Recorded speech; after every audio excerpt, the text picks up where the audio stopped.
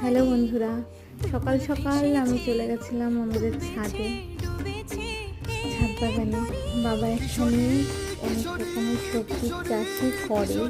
শীতের সময়টা তোমরা সবাই জানো, খুব ভালো সবজি, মানে যেটাই বোনা হয় সেটাই খুব ভালো হয়।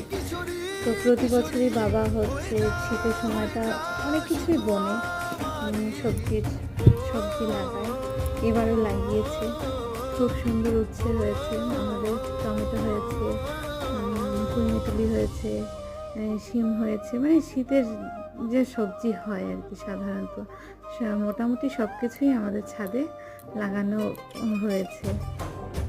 সমস্তটাই বাবা খুব সুন্দরভাবে লাগায় আর হয়, ভালো লাগে।